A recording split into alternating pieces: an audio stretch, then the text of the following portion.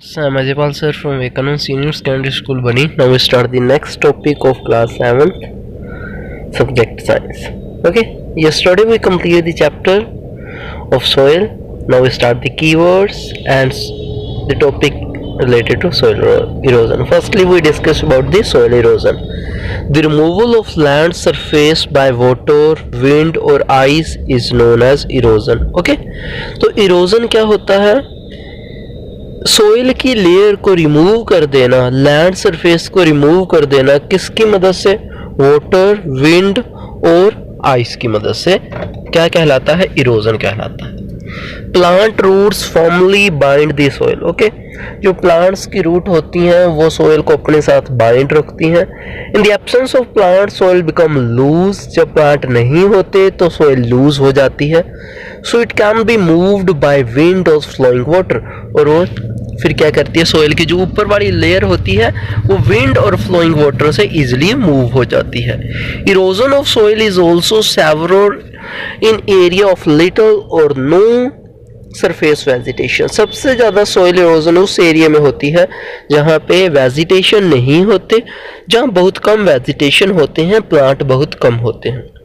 So cutting of trees and deforestation should be prevented and effort should be made to increase the green area. तो इसलिए अगर soil erosion को आपने बचाना है, क्योंकि आपको पता है soil की जो सबसे अच्छी लेयर होती है जिसके अंदर ह्यूमस की मात्रा बहुत ज़्यादा होती है, वही अगर लूज हो जाए, चली जाए, तो फिर उसमें प्लांट और वेजिटेशन अच्छे नहीं होते। तो इसलिए आपको सोइल इरोजन से प्रिवेंशन करनी चाहिए, सोइल इरोजन से बचना चाहिए, पेड़ पौधे ज़्यादा लगाने चाहिए, पेड़ पौधे नहीं काटने चाहिए। Now we discuss the keyword of this chapter, clay soil. Okay, you know about the clay soil.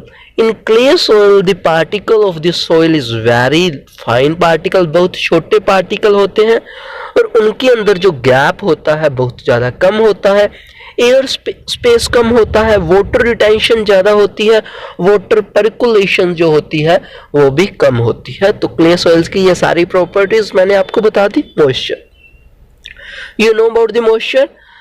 The water vapors present in any medium like soil, like air is known as moisture. Okay, तो water vapor किसी भी जगह पे present होंगे तो उसको moisture बोलेंगे, humus. Okay, you know about the humus, the first topmost layer of the soil in which the rich biodegradable substances are present which are the very beneficial for the soil is known as humus. Okay, sandy soil. In sandy soil the particle of the soil is very much larger.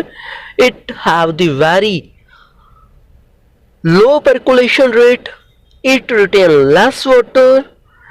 In sandy soil the vegetation are poor to grow. Okay, these are the properties of the sandy soil, loamy soil.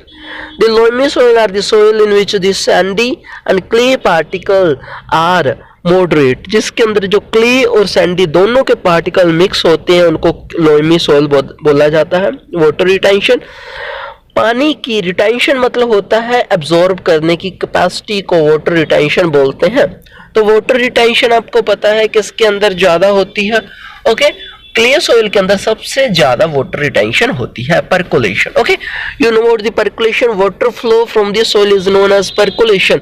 कि soil में से कितनी जल्दी पानी flow हो जाता है, निकल जाता है, उसको परकुलेशन बोलते हैं। Okay, now we start the what you have learned. Soil is important for life on the earth, you know about very well. Soil बहुत जरूरी है हमारी लाइफ के लिए। Soil profile is a section through different layer of soils. Various layers are called the horizon. Soil के अलग अलग layers को horizon बोला जाता है। Soil is different type, clay, loamy and sandy. आपको इसके पता है type soil के। Percolation of rate of the water is different from different type of soil. हर एक के लिए परकुलेशन रेट अलग अलग होता है, कोई पानी को ज्यादा ऑब्जर्व करते हैं, कोई कम करते हैं। It is highest in the Sandy soil and least in the clay soil. Okay, सबसे ज्यादा जो होता है सैंडी सोइल का परकुलेशन होता है और लीस्ट किसका होता है? क्ले सोइल का। Different type of soils are used to cultivate different types of crop. हर एक सोइल अलग अलग फसल के लिए जरूरी होती है। Clay and loam are the suitable for growing wheat, gram and paddy. Paddy आपको पता है चावल को बोलते हैं, ग्राम आपको पता है चने को बोलते हैं, एंड वीट आपको पता है कि इसको गेहूं को बोलते हैं. Cotton is grown in sandy loam soil. Okay, जो कॉटन होती है उसको इतना पानी की जरूरत नहीं होती, तो इसलिए वो सैंडी रेतीली मिट्टी के अंदर भी हो जाती है. Now the last, soil hold water in it. Soil अपने आप अंदर पानी सोख लेती है, which is called the soil moisture, जिसको आपको पता है सोइल मॉइस्चर बोला जाता है. The capacity of soil is hold water is important for various crop. तो ये पानी अब्जॉर्ब करना सोइल के अंदर भी बहुत जरूरी होता है. Clay soil is use to make pot, toys and statue. Okay, clay soil का यूज किया जाता है पोट, टॉय और स्टैचूज बनाने के लिए. ओके, तो ये हमने इस चैप्टर के बारे में डिस्कशन किया. इसके अंदर हमने बेसिकली ये सारे चैप्टर के अंदर क्या पढ़ा, सोइल के बारे में पढ़ा, सोइल के कितनी टाइप्स होते हैं, कितनी लेयर्स के अंदर सोइल प्रेजेंट होती है, सोइल इरोजन क्या होता है, water retention, water percolation.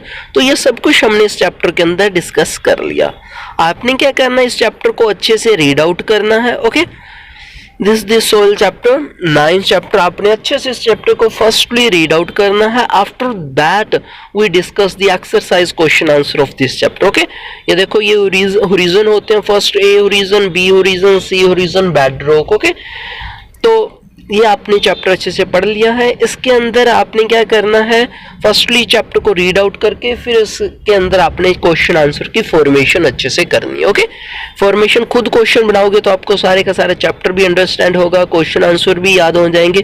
After that we discuss about the exercise question answer of this chapter. Okay, in case study, ये देखो इस केस स्टडी के अंदर क्या बोला गया है कि ये देखो इसके अंदर दादा और पोता क्या कर रहे हैं, दादा और बेटा क्या कर रहे हैं, मटका और सुराही बना रहे हैं. ओके, तो इसके अंदर ये लिखा हुआ है कि अलग अलग लोग मटके बनाने के लिए फेमस हैं, किस सोइल से वो मटके बनाते हैं, कौन सी सोइल मटके बनाने के लिए अच्छी होती है. तो आपको बता दिया जो क्ले सोइल होती है वो सबसे अच्छी होती है मटका बनाने के लिए. ओके, तो ये आपने सारा चैप्टर पढ़ना है, और जो पिछले चैप्टर आपके कंप्लीट हो चुके हैं उसके क्वेश्चन आंसर आप सभी के कंप्लीट होने चाहिए. अगर किसी बच्चे के क्वेश्चन आंसर कंप्लीट हो चुके हैं तो वो अपनी नोटबुक स्कूल में जाके चेक भी करवा सकता है. ओके, तो I hope you will understand this all this concept. Take care, stay home, stay safe, bye.